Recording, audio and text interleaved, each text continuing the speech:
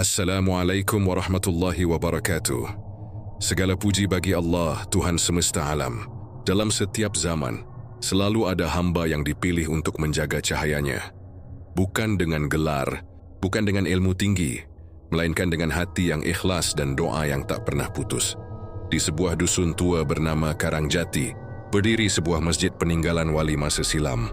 Masjid itu sunyi, dikelilingi pepohonan dan kabut, menyimpan kisah tentang perjanjian antara manusia dan makhluk yang tak terlihat.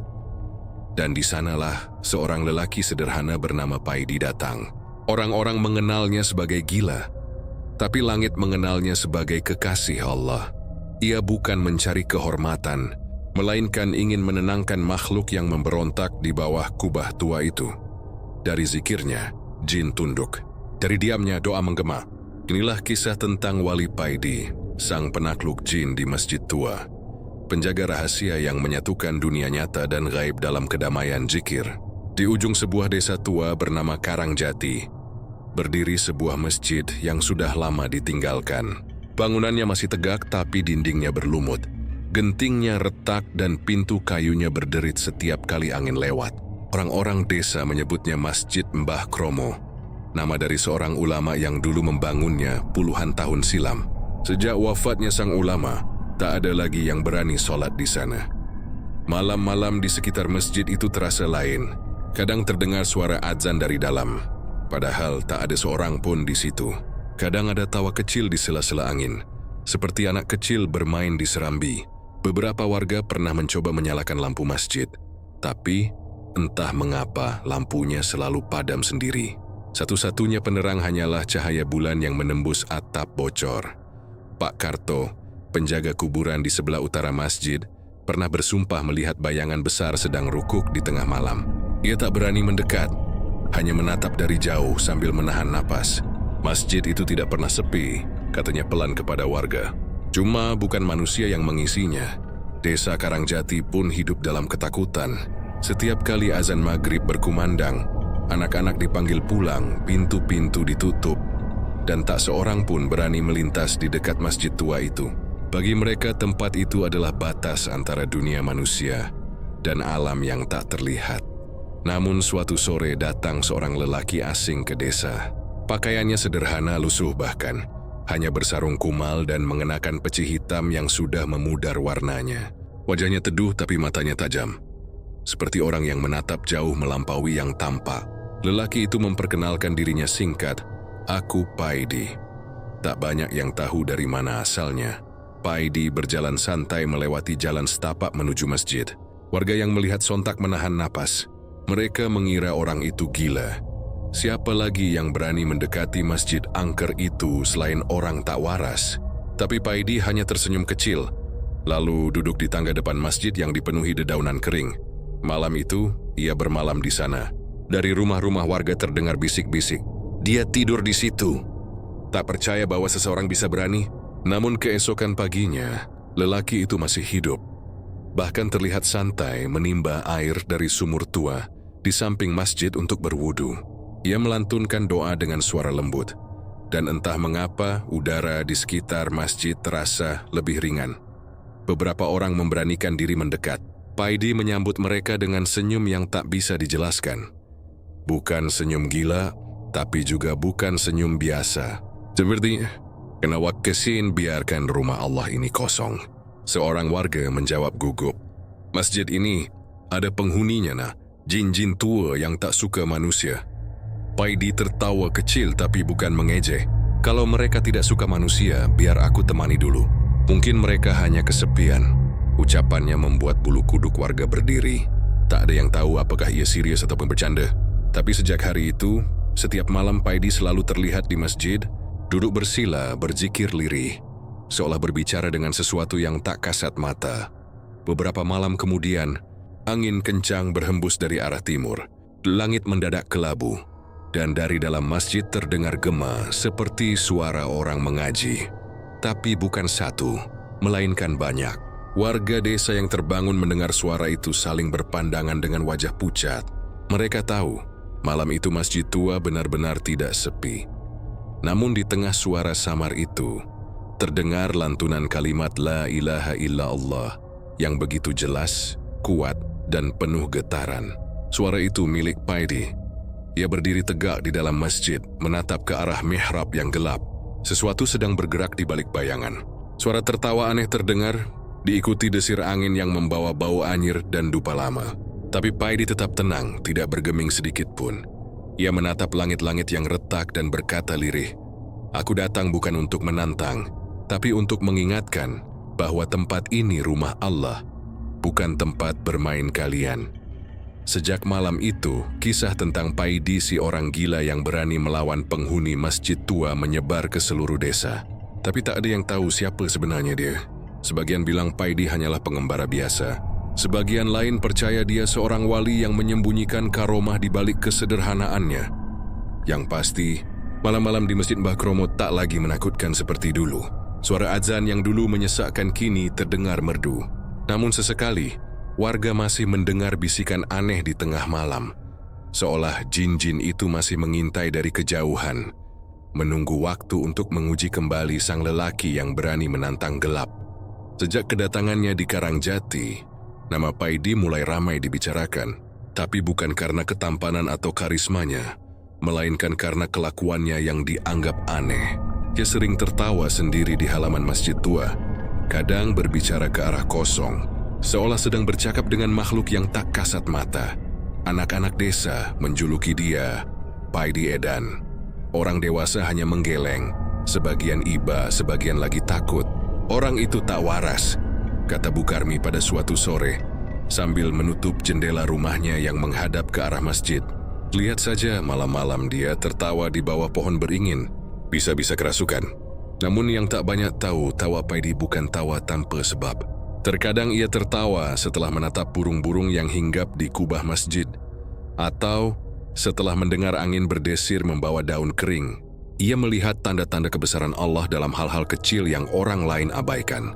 Dalam hatinya ia berkata, betapa lucu manusia, takut pada makhluk yang lemah tapi lupa pada yang maha perkasa. Setiap malam, Paidi tak pernah tidur lama. Setelah sholat Isya, ia duduk di serambi masjid, bersandar pada tiang tua yang mulai miring. Bibirnya tak henti melafazkan zikir, Subhanallah, Alhamdulillah, La ilaha illallah, Allahu Akbar. Kadang suaranya lirih, kadang seperti bergema ke seluruh ruangan. Dari kejauhan, warga mendengar suaranya menyatu dengan bisikan angin dan gemuruh malam. Suatu malam, seorang pemuda bernama Rifai memberanikan diri mendekat. Dia penasaran, ingin tahu siapa sebenarnya orang yang berani tinggal di masjid angker itu. Dengan langkah ragu, Rifai masuk pelan ke halaman masjid, membawa lampu minyak kecil. Dari celah pintu yang terbuka, ia melihat Paidi duduk bersila, tersenyum sambil berbicara pelan. Tapi anehnya suaranya seolah bukan berbicara sendiri. Seperti ada yang menjawab, meski samar dan bergema dari langit-langit masjid. Rifai menelan ludah. Tubuhnya gemetar. Namun sebelum ia sempat kabur, Paidi menoleh dengan tenang. "Kowe kok ngintip?" katanya lembut, masih tersenyum. "Takut ya?" Rifai tertegun. Wajah Paidi terlihat biasa saja, tapi sorot matanya menembus, tajam namun damai. "Aku cuma ingin lihat," jawab Rifai terbata. "Lihat apa?" Katanya, "Di sini banyak jin, Mbah. Tapi jenengan malah tinggal di sini tanpa takut." Paidi tertawa kecil, suaranya dalam dan hangat. "Kalau takut, buat apa aku datang ke rumah Allah?" Katanya ringan. "Jin juga makhluk Allah, hanya mereka tersesat. Kalau manusia bisa kembali ke jalannya, kenapa jin tidak?" Rifai terdiam. Kata-kata sederhana itu menusuk ke dalam. Kui lalu berjongkok, menaruh lampu di lantai. "Tapi, kenapa jenengan sering ketawa sendiri?" Tanyanya polos. Paidi menatap ke arah langit-langit masjid yang retak seperti peta tua. "Aku ketawa karena sedih," jawabnya lirih. Sedih melihat manusia yang lebih takut pada bayangan daripada dosa sendiri. Kalimat itu membuat Rifai tercekat. Udara malam seolah berhenti. Di luar angin berhenti berdesir. Tiba-tiba terdengar suara berat dari dalam mihrab, seperti hembusan napas panjang yang keluar dari dinding. Lampu minyak berkedip, cahayanya menari di antara tiang-tiang tua. "Pergi." Suara itu bergema, serak dan dingin. "Tempat ini bukan untuk manusia." Rifai langsung pucat pasi. Ia ingin lari, tetapi kakinya seolah terpaku. Paidi justru tersenyum tipis. Dia menatap ke arah mihrab dan berkata lembut, "Kalau bukan untuk manusia, untuk siapa masjid ini dibangun?" Suara itu hening. Lalu terdengar tawa panjang, menggema seperti dari perut bumi. "Kau manusia aneh berani bicara padaku dengan tenang." Paidi hanya menutup mata, terus berzikir. Setiap lafaz Allah yang keluar dari mulutnya membuat udara bergetar halus. Rifai melihat sesuatu. Cahaya samar muncul dari tubuh Paidi, lembut seperti sinar rembulan. Ia tak tahu apakah itu bayangan lampu atau sesuatu yang lain, tapi semakin lama semakin terang. Suara tawa dari dalam masjid melemah, berubah menjadi bisikan. Lalu sunyi. Paidi membuka mata dan menatap Rifai. Sudah tenang. Mereka hanya marah karena terusir dari tempat yang dulu mereka kuasai. Tapi tidak ada tempat bagi selain zikir di rumah ini. Rifai terdiam. Dadanya terasa sesak, tapi bukan karena takut. Ada rasa haru yang tak bisa dijelaskan. Dia menatap Paidi dengan kagum. "Jenengan ini siapa, Mbah?" Tanyanya lirih. Paidi hanya tersenyum. "Aku cuma tukang bersih masjid," jawabnya ringan. Yang kotor bukan bangunannya, tapi hati manusia yang lupa mengingat Tuhan. Malam itu Rifai pulang dengan langkah gontai. Dia tak lagi menertawakan Paidi seperti warga lain. Dia tahu di balik tawa orang itu tersimpan sesuatu yang agung, sesuatu yang tak bisa dijelaskan dengan akal. Sejak saat itu, setiap malam beberapa orang mulai berani datang ke masjid tua itu. Mereka sholat berjamaah bersama Paidi, meski hanya 2 atau 3 orang. Dan anehnya, semakin sering mereka datang, suasana masjid terasa berbeda. Lebih terang, lebih damai. Namun kedamaian itu tak bertahan lama, sebab di malam-malam berikutnya, ketika warga mulai berani memakmurkan masjid, sesuatu yang besar mulai terusik. Suara langkah dari atap, bayangan hitam di mihrab, dan tiupan angin yang membawa bau kemenyan lama mulai muncul kembali. Dan Paidi tahu, ini baru awal. Pertemuan dengan penguasa jin penjaga masjid akan segera terjadi. Setelah malam ketika jin samar lembah kembali bersujud, suasana masjid tua di Karangjati perlahan berubah. Setiap subuh, cahaya putih samar tampak mengelilingi kubah masjid. Seperti kabut yang bercahaya, warga yang datang untuk salat sering merasakan ketenangan yang sulit dijelaskan. "Masjid ini sudah tak seperti dulu," kata Pak Lurah dengan mata berkaca-kaca. Hawa dinginnya sirna, tapi entah kenapa setiap kali masuk hati terasa ringan sekali. Paidi hanya tersenyum. Dia tak menganggap apapun yang terjadi sebagai keajaiban. Baginya semua hanyalah kehendak Allah yang menunjukkan bahwa kegelapan akan selalu kalah oleh cahaya zikir. Namun sejak malam itu, sesuatu dalam dirinya mulai berubah. Ia sering merasakan hal-hal yang tak bisa dijelaskan oleh logika. Saat ada orang sakit datang memohon doa, tangannya terasa hangat dan tubuh orang itu pulih seketika. Ketika warga kehilangan kambing atau barang dagangan, Paidi hanya menutup mata sejenak, lalu memberi petunjuk ke arah mana harus mencari, dan selalu benar. Kabar itu menyebar cepat. Dalam waktu singkat, nama Paidi dikenal di kampung-kampung sekitar sebagai orang yang memiliki karomah. Tapi justru itulah awal ujian yang lebih berat. Suatu sore, seorang pedagang kaya dari kota datang menemuinya. Wajahnya serius, suaranya tenang namun penuh maksud. "Kiai Paidi, saya mendengar Anda bisa menyembuhkan dan melihat hal-hal gaib. Saya ingin minta pertolongan." Paidi mempersilakan duduk. "Pertolongan macam apa, Pak?" Pedagang itu menatap tajam. "Saya ingin usaha saya maju. Saya sudah berzakat, sudah bersedekah, tapi rezeki saya seperti tertahan. Ada yang bilang saya kena gangguan gaib. Saya minta Anda membukakan jalan." Paidi menatapnya dalam. Rezeki bukan cuma urusan uang. Kadang yang tertahan bukan rezeki, tapi hati yang lupa bersyukur. Pedagang itu tersenyum miring. "Jadi rezeki langsung untuk ceram, Kiai. Dan langsung untuk hasil. Kalau Anda bisa menolong saya akan beri imbalan besar. Tuang kendaraan apa saja." Paidi menghela napas panjang. "Saya tidak menjual doa, Pak.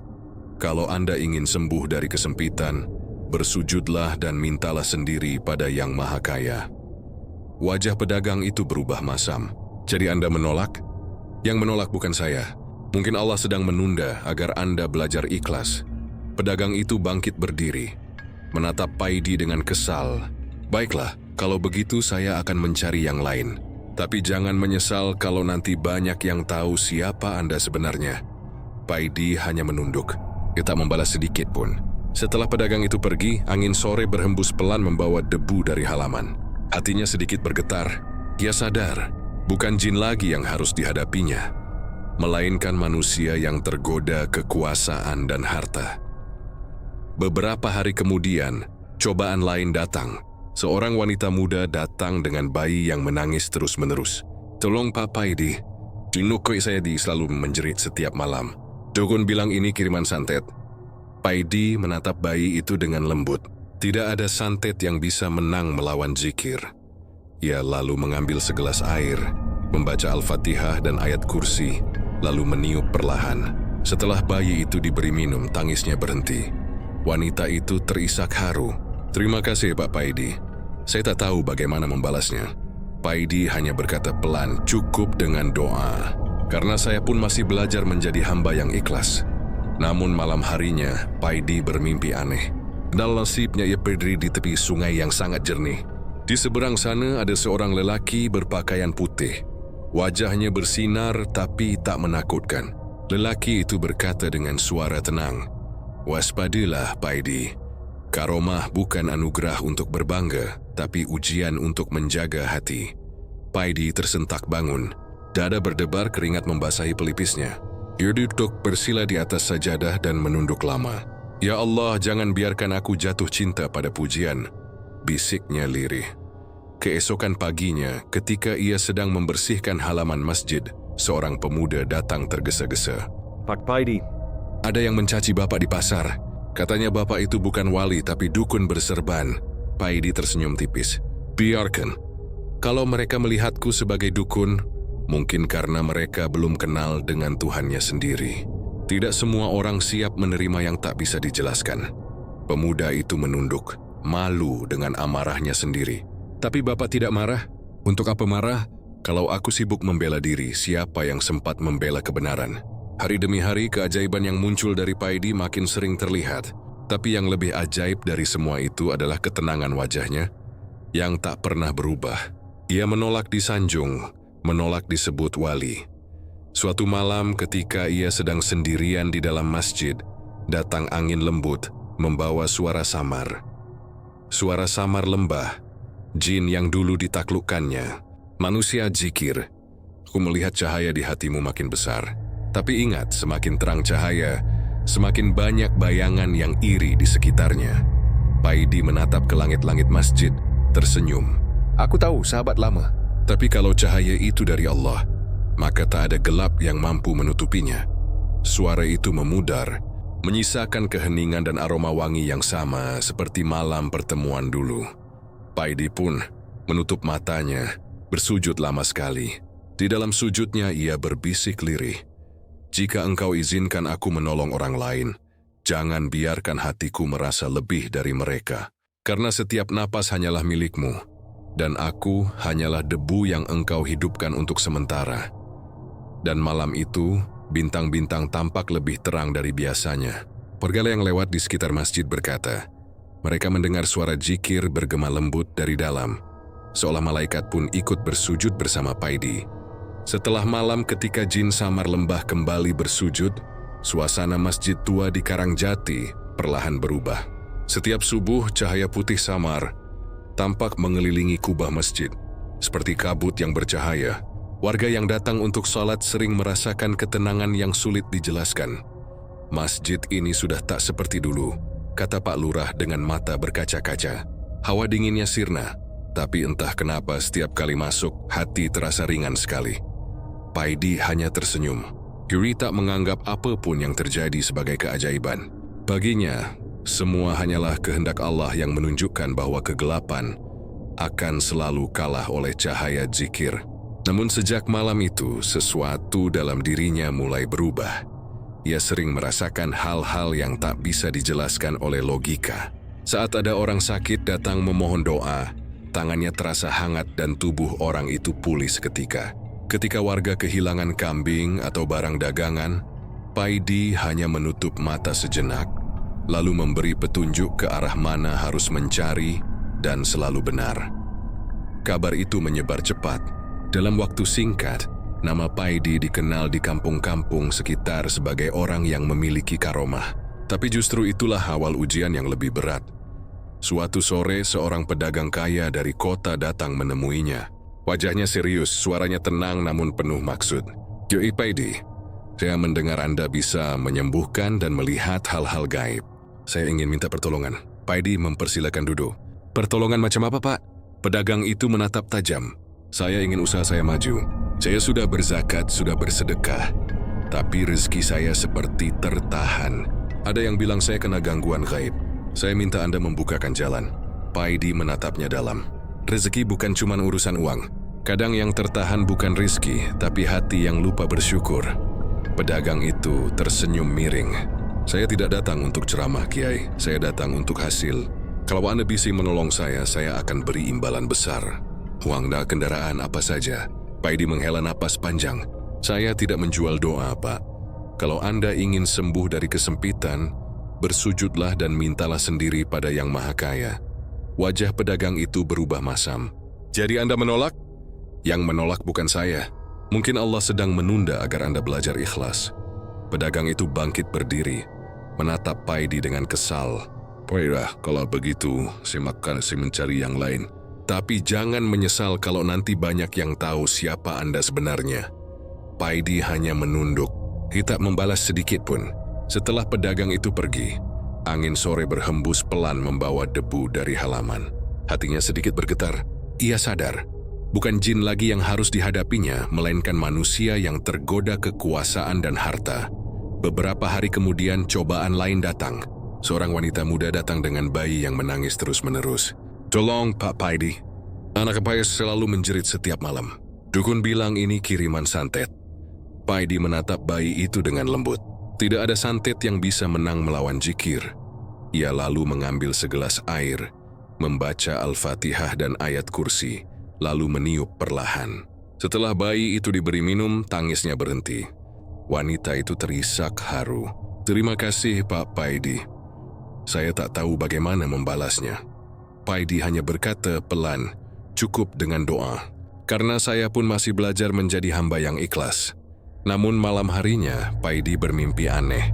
Dalam mimpinya, ia berdiri di tepi sungai yang sangat jernih.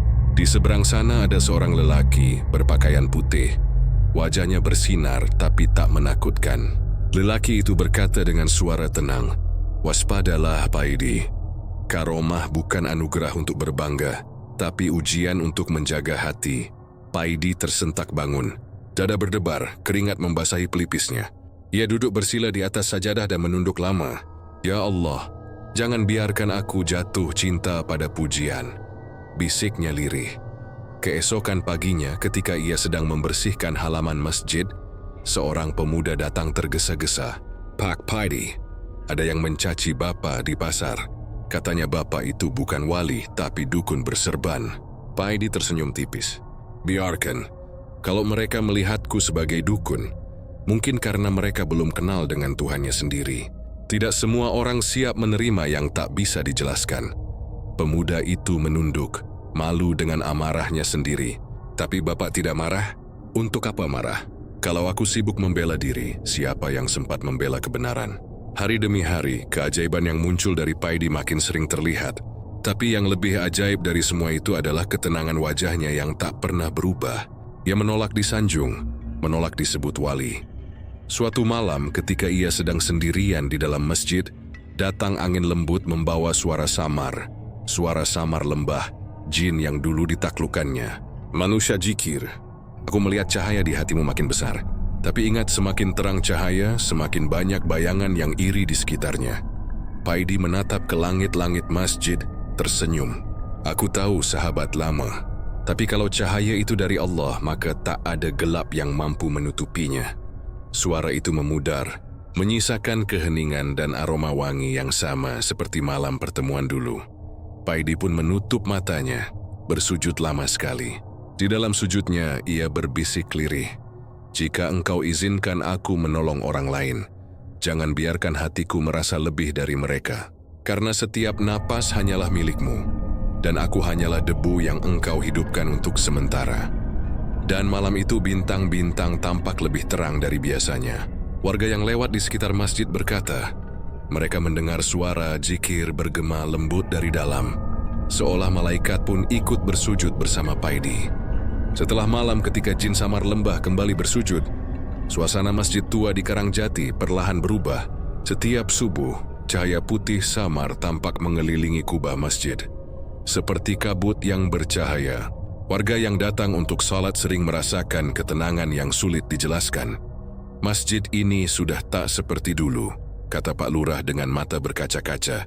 Hawa dinginnya sirna, tapi entah kenapa setiap kali masuk hati terasa ringan sekali. Paidi hanya tersenyum. Ia tak menganggap apapun yang terjadi sebagai keajaiban. Baginya semua hanyalah kehendak Allah yang menunjukkan bahwa kegelapan akan selalu kalah oleh cahaya zikir. Namun sejak malam itu, sesuatu dalam dirinya mulai berubah. Ia sering merasakan hal-hal yang tak bisa dijelaskan oleh logika. Saat ada orang sakit datang memohon doa, tangannya terasa hangat dan tubuh orang itu pulih seketika. Ketika warga kehilangan kambing atau barang dagangan, Paidi hanya menutup mata sejenak, lalu memberi petunjuk ke arah mana harus mencari, dan selalu benar. Kabar itu menyebar cepat. Dalam waktu singkat, nama Paidi dikenal di kampung-kampung sekitar sebagai orang yang memiliki karomah. Tapi justru itulah awal ujian yang lebih berat. Suatu sore, seorang pedagang kaya dari kota datang menemuinya. Wajahnya serius, suaranya tenang namun penuh maksud. Kiai Paidi, saya mendengar Anda bisa menyembuhkan dan melihat hal-hal gaib. Saya ingin minta pertolongan. Paidi mempersilahkan duduk. Pertolongan macam apa, Pak? Pedagang itu menatap tajam. Mebo ingin ishe maju. Saya sudah berzakat, sudah bersedekah, tapi rezeki saya seperti tertahan. Ada yang bilang saya kena gangguan gaib. Saya minta Anda membukakan jalan. Paidi menatapnya dalam. Rezeki bukan cuma urusan uang. Kadang yang tertahan bukan rizki, tapi hati yang lupa bersyukur. Pedagang itu tersenyum miring. Saya tidak datang untuk ceramah, Kiai. Saya datang untuk hasil. Kalau Anda bisa menolong saya akan beri imbalan besar. Uang, kendaraan, apa saja. Paidi menghela napas panjang. Saya tidak menjual doa, Pak. Kalau Anda ingin sembuh dari kesempitan, bersujudlah dan mintalah sendiri pada Yang Maha Kaya. Wajah pedagang itu berubah masam. Jadi Anda menolak? Yang menolak bukan saya. Mungkin Allah sedang menunda agar Anda belajar ikhlas. Pedagang itu bangkit berdiri, menatap Paidi dengan kesal. Baiklah, kalau begitu saya akan mencari yang lain. Tapi jangan menyesal kalau nanti banyak yang tahu siapa Anda sebenarnya. Paidi hanya menunduk. Yiku tak membalas sedikit pun. Setelah pedagang itu pergi, angin sore berhembus pelan membawa debu dari halaman. Hatinya sedikit bergetar. Ya sadar, bukan jin lagi yang harus dihadapinya, melainkan manusia yang tergoda kekuasaan dan harta. Beberapa hari kemudian, cobaan lain datang. Seorang wanita muda datang dengan bayi yang menangis terus-menerus. Tolong Pak Paidi, anak saya selalu menjerit setiap malam. Dukun bilang ini kiriman santet. Paidi menatap bayi itu dengan lembut. Tidak ada santet yang bisa menang melawan zikir. Ia lalu mengambil segelas air, membaca Al-Fatihah dan ayat kursi, lalu meniup perlahan. Setelah bayi itu diberi minum, tangisnya berhenti. Wanita itu terisak haru. Terima kasih Pak Paidi. Saya tak tahu bagaimana membalasnya. Paidi hanya berkata pelan, cukup dengan doa, karena saya pun masih belajar menjadi hamba yang ikhlas. Namun malam harinya, Paidi bermimpi aneh. Dalam mimpinya, ia berdiri di tepi sungai yang sangat jernih. Di seberang sana ada seorang lelaki berpakaian putih. Wajahnya bersinar, tapi tak menakutkan. Lelaki itu berkata dengan suara tenang, waspadalah Paidi. Karomah bukan anugerah untuk berbangga, tapi ujian untuk menjaga hati. Paidi tersentak bangun. Dada berdebar, keringat membasahi pelipisnya. Ia duduk bersila di atas sajadah dan menunduk lama. Ya Allah, jangan biarkan aku jatuh cinta pada pujian, bisiknya lirih.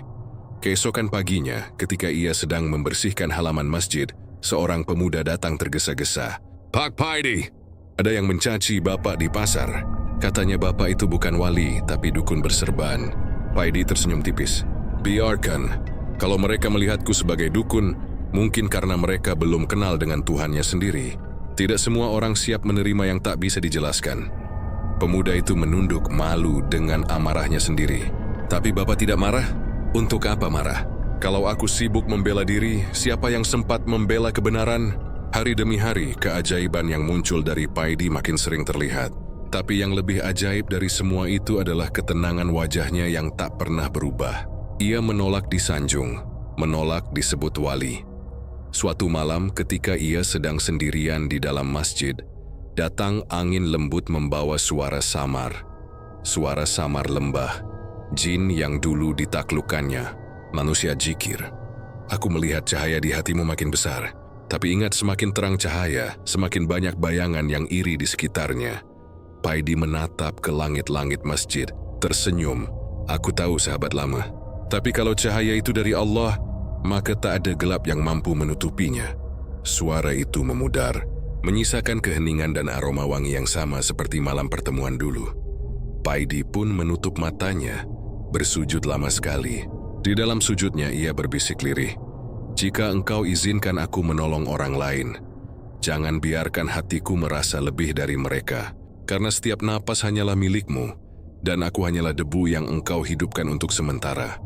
Dan malam itu, bintang-bintang tampak lebih terang dari biasanya. Warga yang lewat di sekitar masjid berkata, mereka mendengar suara jikir bergema lembut dari dalam, seolah malaikat pun ikut bersujud bersama Paidi. Masjid Tua Karangjati kini tak pernah sepi. Siang dan malam selalu ada orang yang datang.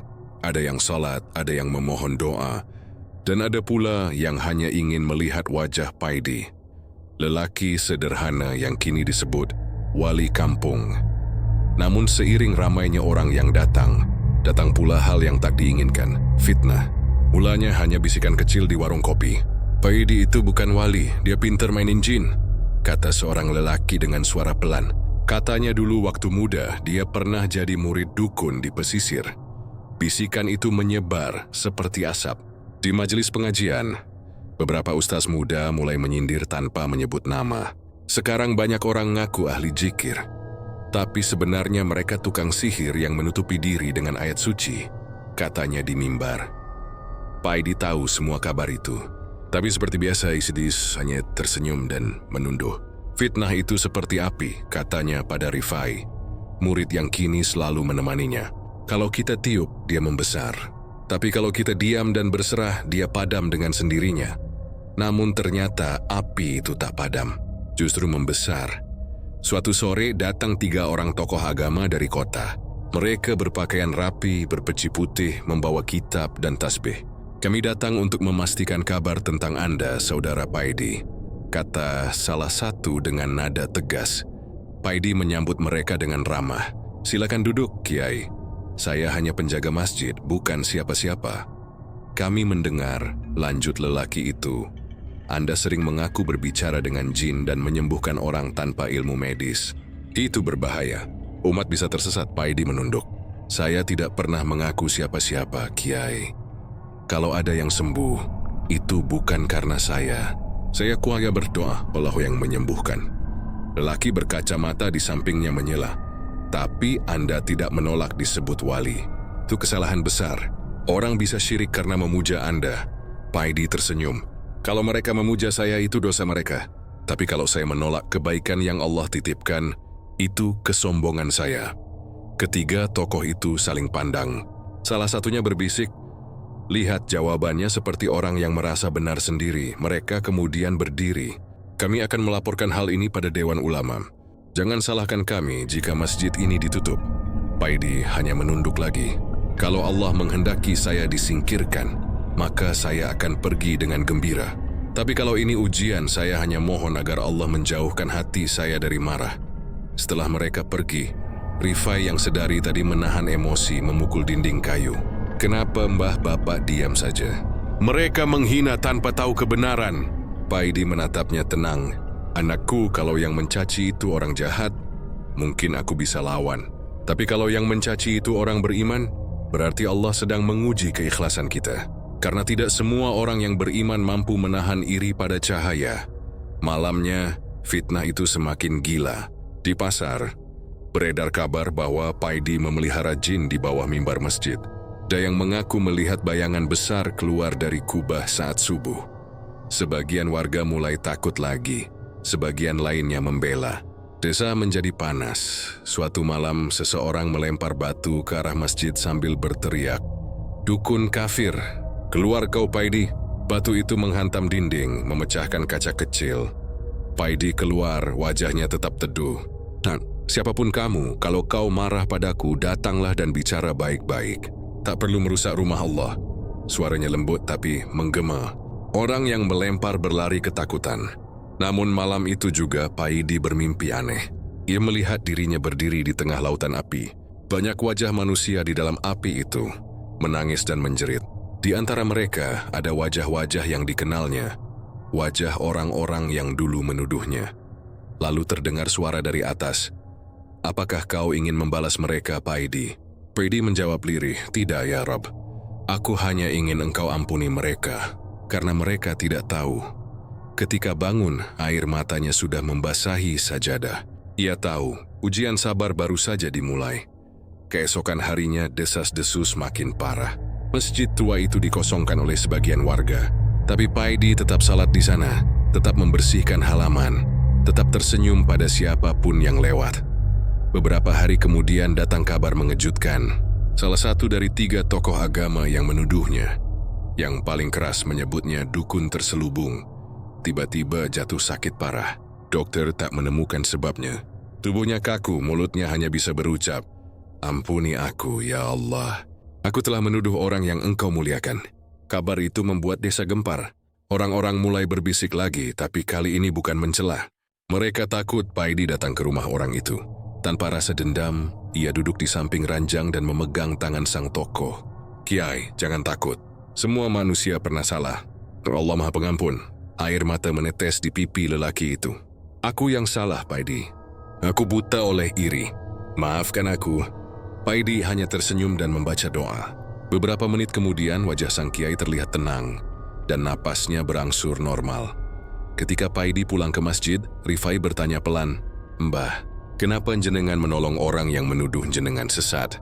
Paidi menatap langit yang berwarna jingga senja. "Karena musuh sejati bukan mereka, nah. Musuh sejati adalah amarah di dalam hati. Kalau aku kalah oleh amarah, maka semua zikirku sia-sia." Rifai menunduk. Ia sadar Paidi bukan hanya penakluk jin, tapi penakluk dirinya sendiri. Dan malam itu, ketika Paidi menunaikan salat tahajud di dalam masjid tua itu, samar-samar terdengar suara jin samar lembah berbisik, "Manusia sabar. Kini aku tahu kenapa cahaya di hatimu tak pernah padam." Angin malam di Karangjati berhembus lembut, membawa aroma tanah basah setelah hujan. Bulan separuh menggantung di langit, cahayanya jatuh di kubah masjid tua, yang kini kembali ramai oleh jamaah. Sejak kejadian sakit misterius kiai dari kota yang kemudian sembuh setelah didoakan Paidi, warga mulai sadar. Lelaki yang dulu mereka anggap gila itu bukan sembarang manusia. Namun Paidi tidak pernah berubah. Dia tetap membersihkan halaman masjid sendiri, tetap menyalakan pelita setiap maghrib, dan tetap menolak disebut wali. "Kalau aku ini wali," katanya suatu malam pada Rifai, "maka aku pun takut pada kesombongan. Karena kadang, kesombongan datang lewat pujian yang tampak suci. Hari-hari berjalan damai, hingga datang malam yang tak akan pernah dilupakan warga Karangjati. Malam itu bertepatan dengan malam Jumat terakhir di bulan Sya'ban. Malam yang dipercaya penuh rahmat. Paidi mengajak jamaah untuk berkumpul dan berzikir bersama hingga menjelang subuh. Lebih dari 100 orang datang. Masjid yang dulu sunyi kini penuh, bahkan halaman pun sesak. Warga dari desa lain pun berdatangan. Suara zikir menggema lembut, "La ilaha illallah, la ilaha illallah." Namun di tengah kekhusyukan itu, tiba-tiba langit berubah. Angin bertiup kencang, petir menyambar jauh di barat. Lampu-lampu minyak bergoyang, beberapa padam. Suara bayi menangis dari luar, anjing melolong panjang. Rifai menoleh, wajahnya tegang. "Mbah, ada apa ini?" Paidi tetap duduk bersila, matanya terpejam. "Tenang, nak, ini bukan badai biasa. Jin-jin lama bangkit lagi." Mereka iri karena masjid ini kembali hidup oleh zikir manusia. Dari arah pekarangan, suara gemuruh terdengar, seperti ratusan langkah kaki mendekat, tapi tak terlihat siapapun. Angin membawa bisikan-bisikan asing, seperti rintihan dan tawa bersamaan. Beberapa jamaah mulai ketakutan. "Allahu Akbar!" teriak seseorang. "Ada bayangan di atap." Paidi membuka mata. Sorot matanya berubah tenang namun tajam. Ia berdiri melangkah ke depan dan menatap ke arah kubah. Hai makhluk yang dicipta dari api, aku Paidi, hamba Allah yang datang bukan untuk berperang, tapi untuk mengingatkan. Jika kalian ingin berteman dengan zikir, maka mendekatlah dalam sujud. Tapi kalau kalian ingin melawan, maka mintalah izin dulu kepada Tuhan yang sama, menciptakan kita semua. Udara di sekitar masjid bergetar. Suara gemuruh itu berhenti sejenak, lalu terdengar tawa panjang, berat, dan menggema dari segala arah. Hamba Allah, hahaha. Kau pikir kami takut? Kami di sini jauh sebelum manusia mengenal nama Tuhannya. Paidi menengadahkan tangan. Benar, tapi kalian lupa bahkan sebelum Adam diciptakan Allah sudah tahu siapa yang tunduk dan siapa yang sombong. Maka tunduklah sebelum cahaya Allah membakar kesombonganmu. Ia menutup mata dan mulai berzikir dengan suara pelan namun bergema kuat. La ilaha illallah, la ilaha illallah. Suara itu merambat seperti ombak. Dalam sekejap seluruh jamaah ikut larut dalam zikir yang sama. Langit mendadak berubah. Dari celah awan cahaya putih turun perlahan. Bukan seperti petir, tapi lembut dan berlapis-lapis. Seolah ribuan bintang jatuh bersamaan.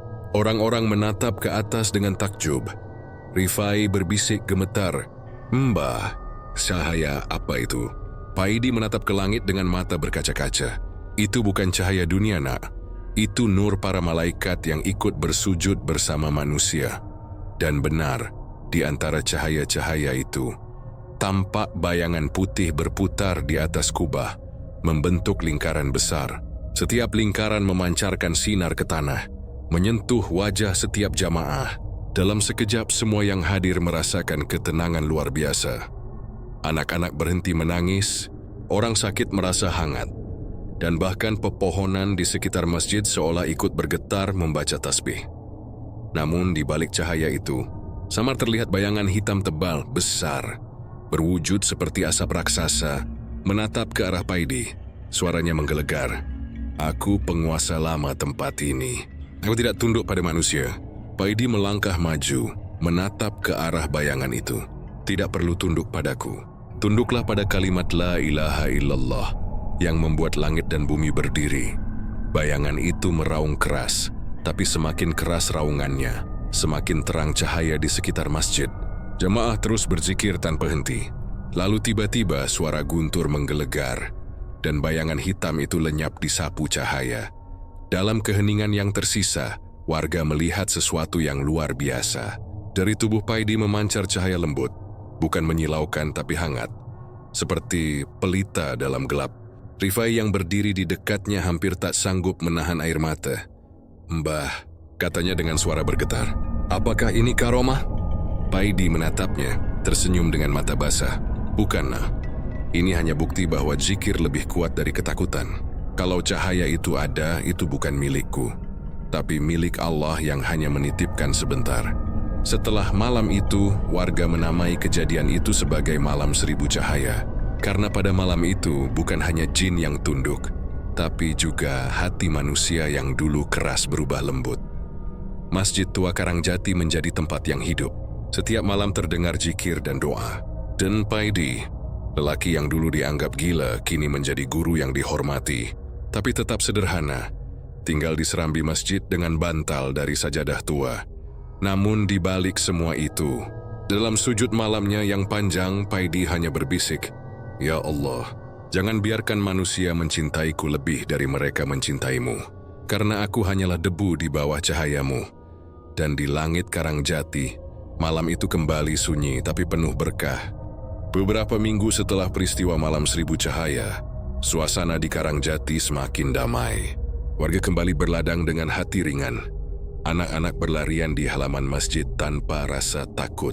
Masjid tua itu kini dipenuhi cahaya, bukan hanya karena lampu minyak, tapi karena semangat para jamaah yang setiap malam berzikir bersama.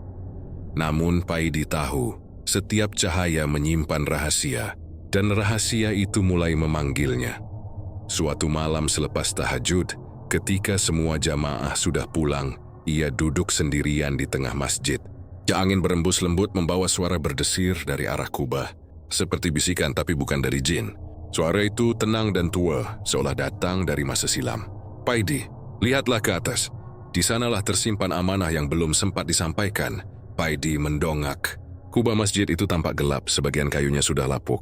Ia menyalakan lentera, lalu memanjat dengan hati-hati lewat tangga bambu tua di pojok ruangan. Di balik lapisan papan yang rapuh, matanya menangkap sesuatu. Sebuah kotak kayu kecil tertutup debu tebal.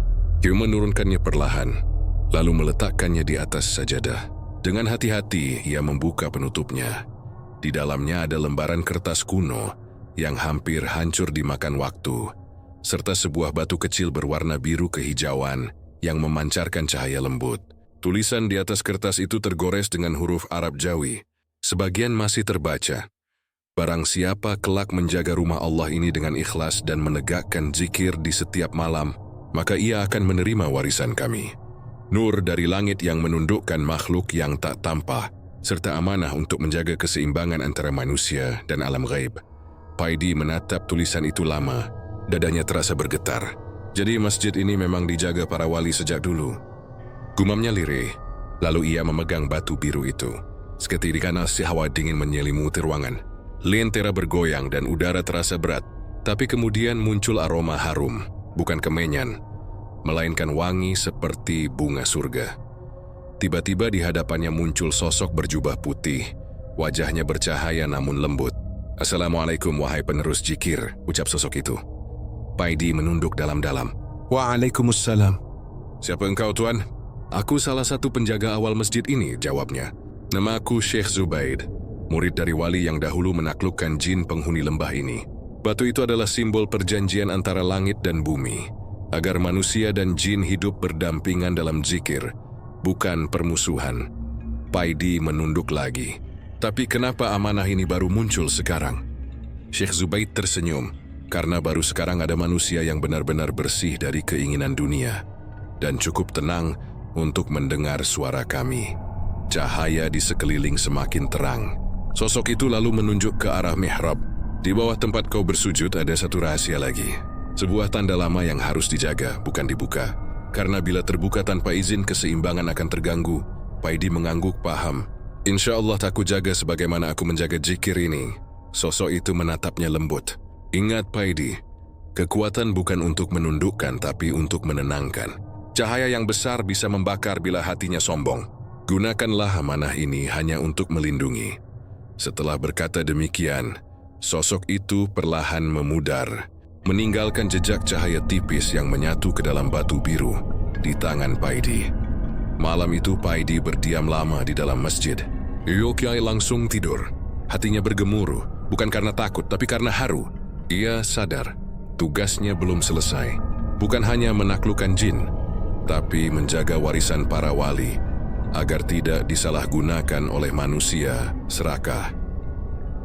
Keesokan harinya, Rifai menemukan Paidi duduk di serambi dengan mata sembab. "Mbah, jenengan sakit?" Paidi tersenyum. "Tidak, nak. Aku hanya habis menerima amanah. Tapi mulai sekarang, jangan biarkan siapapun menggali lantai mihrab. Di situ ada rahasia yang harus dijaga." Rifai mengangguk tanpa bertanya lebih lanjut. "Saya sudah cukup tahu." Kalau Paidi berkata amanah, maka itu bukan urusan dunia. Sejak malam itu, Masjid Karangjati semakin tenang. Hujan turun lebih teratur, ladang warga subur dan tak ada lagi gangguan gaib. Tapi Paidi semakin sering menyendiri, seolah sedang menunggu sesuatu. Dalam setiap zikirnya, ia selalu berucap, "Ya Allah, Engkau telah titipkan cahaya dari langit. Jangan biarkan aku mati sebelum cahaya itu kembali padamu dengan sempurna." Dan setiap kali doa itu keluar dari bibirnya, batu biru di bawah kubah memancarkan cahaya lembut. Pertanda bahwa para wali lama masih menjaga dari alam yang tak kasat mata.